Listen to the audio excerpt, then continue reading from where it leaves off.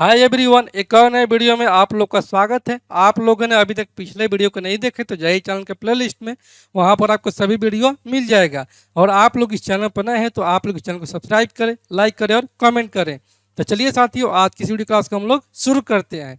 तो आज का हमारा पहला प्रश्न है, किसी वस्तु को 1100 रुपये में बेचने से प्राप्त लाभ उस वस्तु को 500 रुपये में बेचने से प्राप्त हुई हानि से दोगुना है, तो वस्तु का क्रय मूल्य ज्ञात करें। ठीक है, तो यहाँ से दिया है कितना कि किसी वस्तु को 1100 रुपये में बेचने से प्राप्त लाभ। तो लाभ बराबर क्या होता है?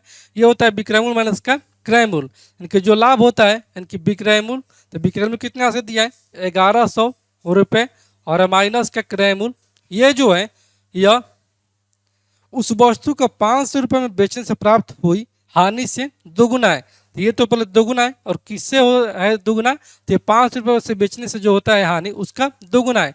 तो हानि बराबर क्या होता है? ये होता है क्रय मूल्य माइनस का विक्रय मूल्य। तो यहाँ से जो क्रय मूल्य और विक्रय मूल्य कितना है? ये है 500। तो यहाँ से हमारा आ जाएगा ये 1100 माइनस का CP बराबर में 2 CP और माइनस का 5 दूनी 10 यानी कि 1000। तो यहाँ से इस 1000 को इधर ट्रांसफर मारेंगे और इस माइनस CP को इधर ट्रांसफर करेंगे। तो यहाँ से हो जाएगा 1100 और यह जगह प्लस का, तो ये हो जाएगा हमारा 2100, यानी कि 2100 बराबर में ये हो जाएगा 2 CP और ये प्लस का CP यानी कि ये हो जाएगा 3 CP। ठीक है, तो यहाँ से CP क्रय मूल्य कितना आ जाएगा? ये हमारा जाएगा 3 7 21 यानी कि 700 जो है वो इस वस्तु का क्रय मूल्य है। इसलिए ऑप्शन नंबर यहाँ से डी जो है वो हमारा सही उत्तर हो जाएगा। अगले प्रश्न को देखते हैं।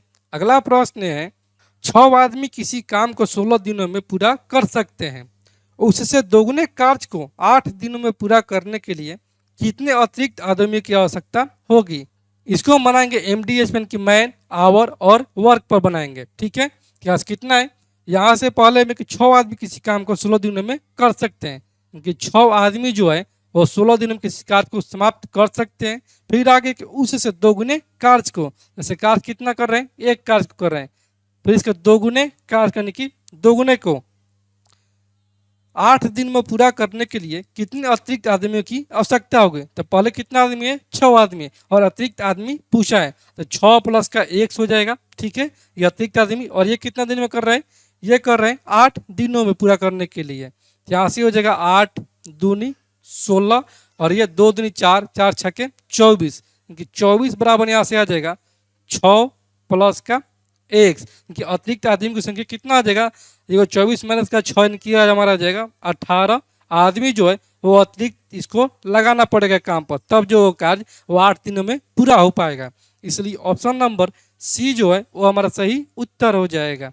अगले प्रश्न को देखते हैं। अगला प्रश्न है, एक विद्यार्थी अपने घर से विद्यालय 5 किलोमीटर प्रति घंटे की चाल से जाने पर वो 6 मिनट की देरी से पहुंचता है। ठीक है, यदि वह 6 किलोमीटर प्रति घंटे की चाल से चले तो वह समय से 4 मिनट पहले पहुंच जाता है, तो उसके घर से विद्यालय की दूरी कितनी है? जैसे कितना है चाल? इसका पहला जो चाल है प्रारंभिक चाल यानी कि B1, वो यहाँ से दिया है कितना? 5 किलोमीटर प्रति घंटा है। ठीक है, और अंतिम चाल कितना है? कि B2, ये यहाँ से दिया है कि 6 किलोमीटर प्रति घंटा है, और ये 5 की स्पीड से जब चलता है तो इसको कितना समय लग रहा है? ये 6 मिनट देरी से पहुंचता है, कि 6 मिनट जो है वो इसको देरी होता है। और जब 6 की स्पीड से चलता है तो इसको कितना टाइम लग रहा है? ये 4 मिनट पहले पहुंच जाता है, कि 4 मिनट जो है वह पहले पहुंच जाता है। ठीक है, तो दूरी यहाँ से पूछ रहे हैं, तो दूरी बराबर क्या हो जाएगा? दूरी बराबर हो जाएगा इन दोनों चालों का गुणनफल, यानी कि 5 गुने 6, और बटे में हो जाएगा इन दोनों चालों का अंत, यानी कि 6 और 5 का अंतर 1 हो जाएगा, और टोटल टाइम हो जाएगा। तो टाइम कितना देगा? यहाँ से 6 मिनट देरी से, यानी कि यहाँ से इसको अधिक समय लग रहा है, और यहाँ से 4 मिनट पहले यानी कि 4 मिनट कम समय लग रहा है। तो इन दोनों का अंतर कितना हो जाएगा? 6 और 4 का अंतर 10 हो जाएगा। ठीक है, क्योंकि देरी और पहले का अंतर जुट जाता है, यहीं देरी और देरी रहेगा तो घट जाएगा, और पहले रहेगा फिर भी घट जाएगा। ठीक है, लेकिन अपोजिट रहेगा तो इसको जोड़ देंगे, तो 6 और 4 10 मिनट का समय लग रहा है। ठीक है, तो यहाँ से मिनट में घंटा बदलने के लिए हमको 60 से भाग देना होगा, तो बटे में हो जाएगा 60। 1 0 से 1 2 कैंसिल आउट, और 6 से 6 कैंसिल आउट, यानी कि इसका दूरी जो है वो है 5 किलोमीटर का। ठीक है, इसलिए ऑप्शन नंबर यहाँ से सी जो है वो हमारा सही उत्तर हो जाएगा। अगले प्रश्न को देखते हैं। अगला प्रश्न है, 3087 में किसी छोटी से छोटी संख्या से गुणा करने पर प्राप्त संख्या एक पूर्ण घन होगी। ठीक है, जैसे घन पूछा है जैसे संख्या कितना दिया है 3087 दिया है, जैसे जो 3087 इसका पहले हम लोग गुणनखंड ज्ञात कर लेंगे। तो ये जो कितना से 3 से, तो ये 10 तिया 30 और ये हो जाएगा 29 तिया 87। ठीक है, फिर कितना जाएगा, ये हमारा जाएगा 3 से, तो तितरी के 9 1 4 तिया 12 और ये तितरी के 9। अब ये कितना है 343 है, तो 343 जो होता है वो 7 का की होता है, कि हो जाएगा 7 का की, तो 7 गुने में 7 और यहाँ पे कितना इसे गुणनखंड 3 गुने 3 है। तो यहाँ से घनमूल पूछा है कि घन कितना होगा, तो यहाँ से एक हो जाए कितना 7, लेकिन यहाँ पे कितना है 2 तो 3 है, तो एक और 3 से गुना करेंगे तो हमारा यहाँ से घन प्राप्त हो जाएगा। तो गुने का कर देंगे 3, तो यहाँ से कितना एक्स्ट्रा गुना किए हैं 3 से, तो यही जो छोटी से छोटी संख्या है 3, यही अगर 3 को यहाँ से गुना करेंगे 3087 में से तो हमारा पूर्ण घन प्राप्त हो जाएगा, यानी कि वो संख्या जो हो जाएगा छोटी से छोटी संख्या वो हमारा 3 आ जाएगा। इसलिए ऑप्शन नंबर यहाँ से ए जो है वो हमारा सही उत्तर हो जाएगा।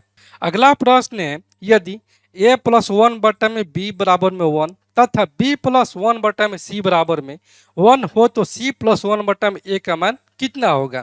तो ऐसे कितना दिया है, ये दिया है कि a + 1 बाई b बराबर में 1 दिया है, तो यहाँ से a का मान कितना हो जाएगा 1 माइनस का 1 बटा में b, यानी कि a बराबर हम लिख सकते हैं b - 1 बटा में b।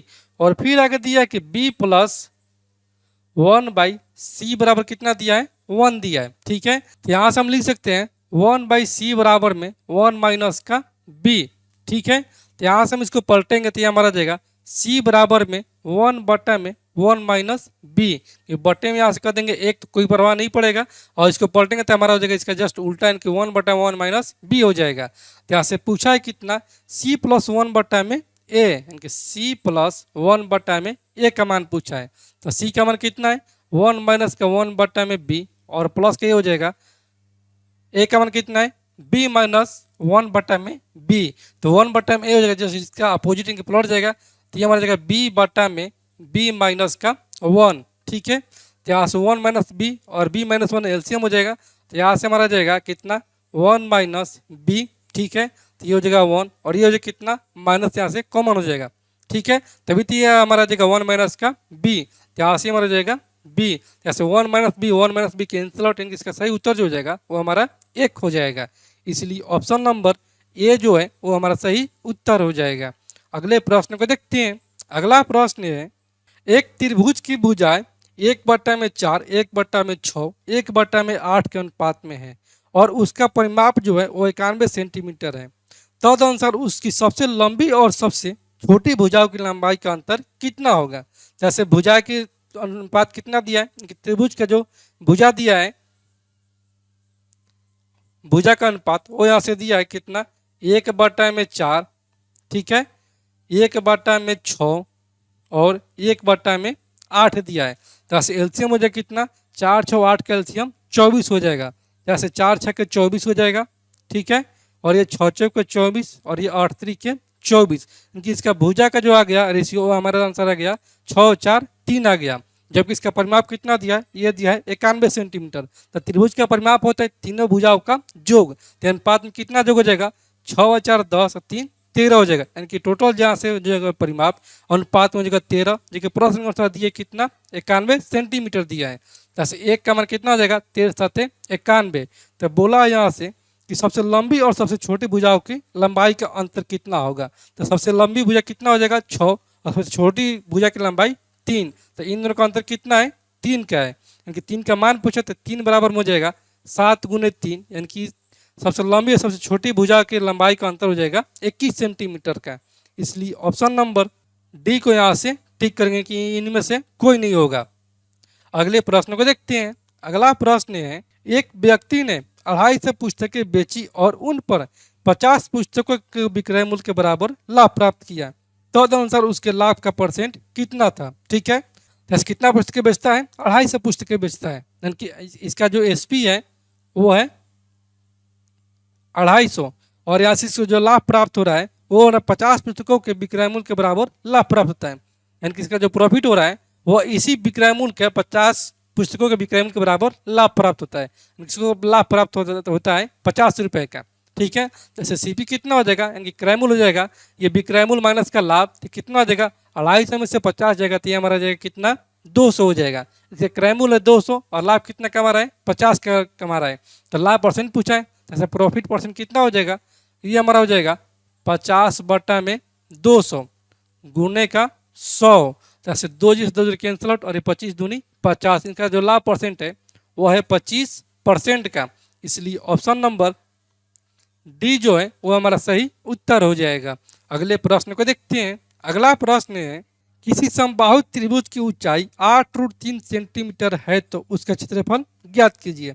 ठीक है, तो साथ ही जैसा कि हम लोग जानते हैं कि समबाहु त्रिभुज का जो ऊंचाई होता है वो √3/2 गुने भुजा होता है। तो ऐसा कितना हो जाएगा समबाहु त्रिभुज का ऊंचाई, यानी कि √3/2 गुने भुजा को लिखते हैं हम लोग ए।